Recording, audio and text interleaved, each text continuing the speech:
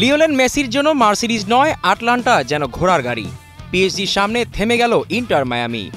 Match শুরুর আগে যেটি ছিল রোমাঞ্চকর বিজ্ঞাপন, মেসি বনাম পুরনো প্রেম, শেষ পর্যন্ত সেটি পরিণত হলো একতরফা বুলডোজারে।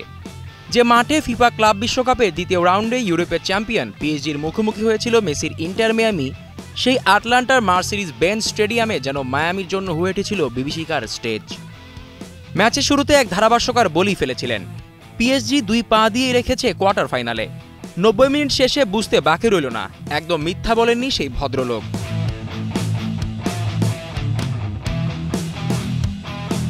প্রথমার্ধের বল দখলের 87% ছিল প্যারিসিয়ানদের কাছে। মেসি যেন মাঠে ছিলেন ঠিকই, কিন্তু খুঁজে পেতে কষ্ট হচ্ছিল।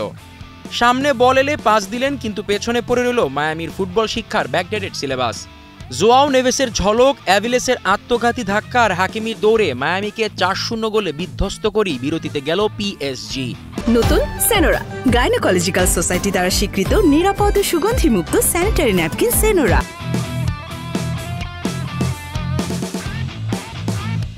ম্যাচের সবচেয়ে বড় বিজ্ঞাপন ছিল মেসি ফিরছেন সাবেক ক্লাবের বিপক্ষে।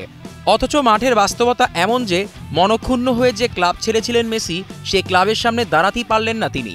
চোখে মুখে অসহায়ত্ব, মাঝে মাঝে মাথা নিচু করে হাঁটা, এটাই ছিল আটলান্টায় মেসি সংস্করণ।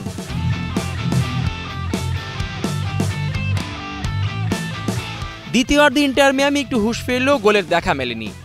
মেসির দেওয়া একমাত্র সুযোগটিও নষ্ট করেন লুইস সুয়ারেজ। গোলরক্ষক ছাড়া কেউ ছিলেন না সামনে, কিন্তু শট নেওয়ার আগে পা কেঁপে গেল উরুগুয়ান এই তারকার।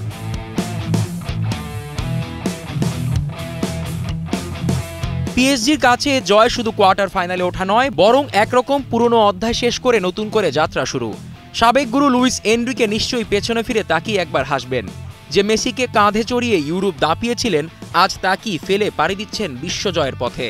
সামনে হয়তো ফ্ল্যামেঙ্গো অথবা বায়ার্ন, কিন্তু আজকের পিএসজিকে দেখে বলা যায় এরা খেললে মেসি নয়, ইতিহাসও ঠক্কর খায়।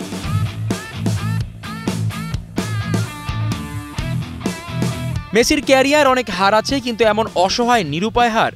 বায়ার্নের বিপক্ষে 8-2 হোক কিংবা বলিভিয়ার বিপক্ষে 6-1, সেখানেও মেসি ছিলেন কিছুটা জ্বলে ওঠা এক চরিত্র।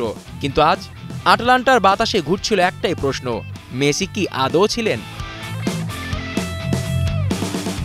জিসান আহমেদ, কালের কণ্ঠ।